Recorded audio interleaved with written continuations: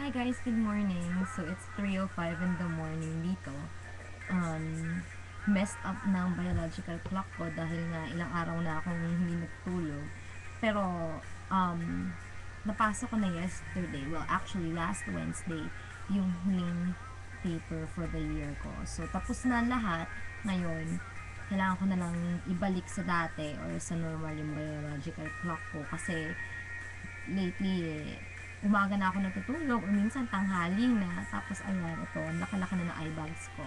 So anyway, bored na naman ako at naisipan kong magpakabaliw at maging superficial muna sandali. Well, not really being superficial because katulad nga sinabi ko the past entry, may requirement talaga ako para sa isang lalaki.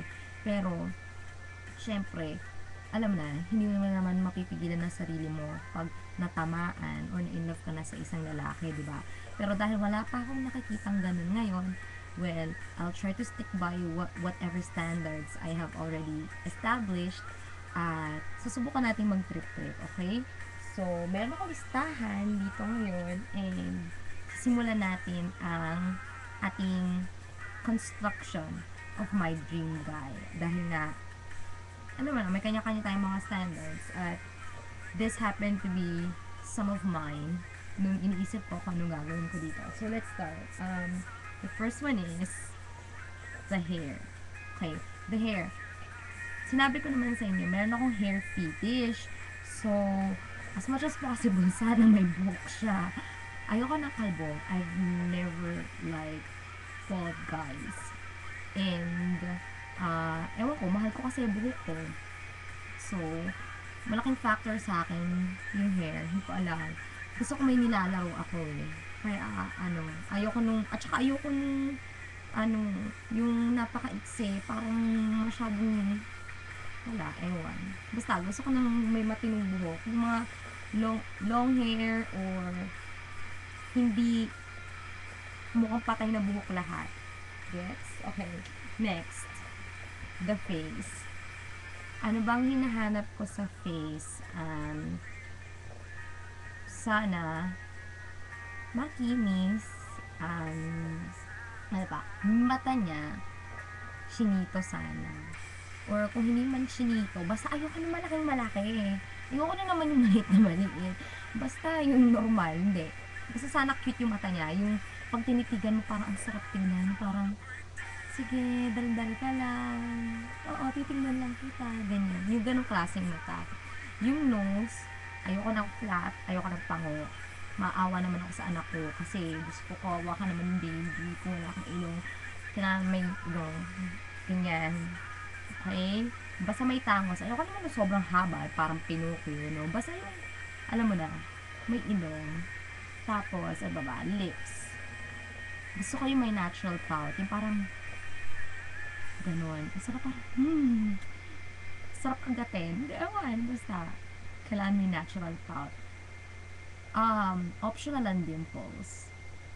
Optional ang dimples. Pero, pandagdag boyish charms din kasi yung dimples eh.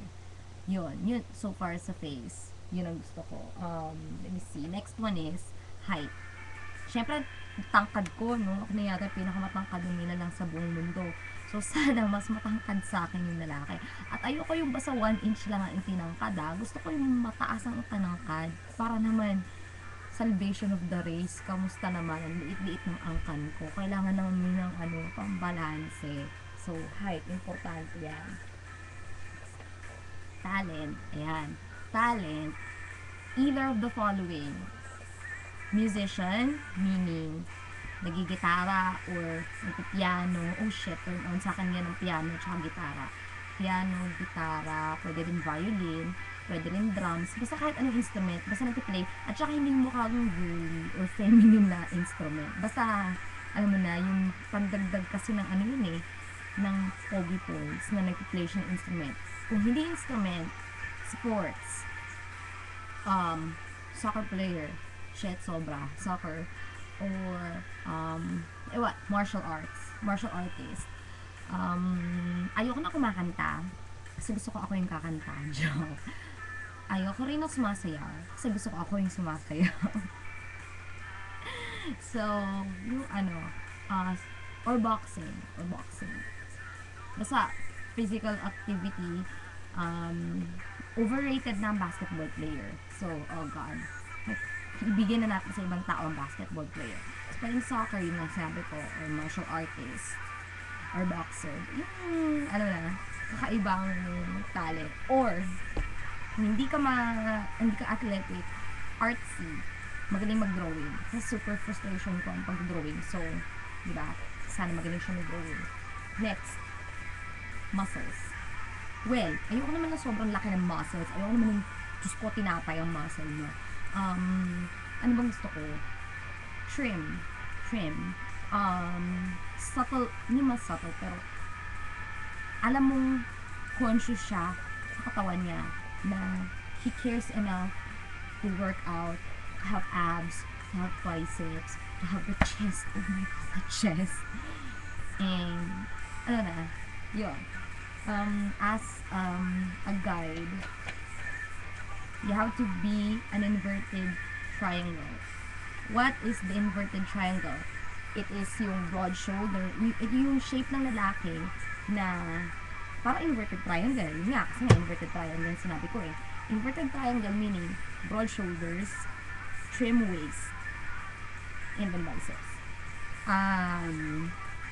Guide. Sabi ko sa inyo, hindi ako marunong mag-drawing. Kaya ang tumawa, pangit. Okay, walang tatawa. Ito ang inverted triangle. Okay? Ilapit natin. Ayan. Inverted triangle kasi broad yung kanyang shoulders, trim yung waist, okay? Kanyang pectoral muscles, okay? Yung kanyang abs, six-pack yan. Tapos, well, yung legs, hayaan nyo na. Hindi ako marunong mag-drawing eh. Kamusta naman? Kaya nga sabi ko dapat artist siya. Yan, yung mukha niya. Tapos, basta, itong importante sa lahat, yung inverted triangle na shape ng katawan niya. EQ and IQ. Well, gaya nga na sinabi namin dalawa ni Jamie, ayaw namin ng bobo or walang sense kausap. Kasi naman, alam mo na, yung makakakarry ka ng conversation, okay na yun. Tsaka, hindi ka babagsakin sa school or, hindi ka stupid, okay? EQ, mali. EQ naman, basta hindi jerk face. Alam niyo na, yung sobrang insensitive na sarap batukan, ilublub ang mukha sa putik at kung ano-ano pa. EQ, dapat sensitive. Hindi man super sensitive kasi baka bading na yun pag super sensitive. Yung, in touch with emotions enough to know kung he's going out of line na. Or basta, hindi bato or hindi 100% jerk face, kaya nga sinabi ko. Interests. He doesn't have to share like 100% of my interests. I mean, I have weird interests. Alam ko yun, like anime or J-rock and stuff like that. He is free to have, his own sets of interests. But I guess we should have at least some of them in common para may, may pagbabasihan, may at least may superficial foundational relationship namin while we're getting to know each other. And then, as time goes by, I guess, mag-develop ng emotional bond and foundation after yung kahit konting shared interest lang. So, I mean, marami naman akong hilig. And as I said, I'm very flexible and I'm very accommodating. So, this one, it doesn't really matter to me that much. And lastly, sense of humor. This one, kailangan meron siya in moderation. Ayoko naman na super funny na pag seryoso ako, funny pa rin siya. Ayoko naman na super bato or super, alam mo na, brick wall kung kailangan ko ng pampatawa. So, I guess, everything in moderation nga, diba? And I'm almost running out of time. So, yung susunod, itutuloy ko ang aking discussion sa susunod na entry or sa susunod na recording. Pero ngayon, tatapusin ko muna to ngayon. Salamat kay Dotry for the background music. Kita-kita tayo ulit mamaya. Okay, thank you!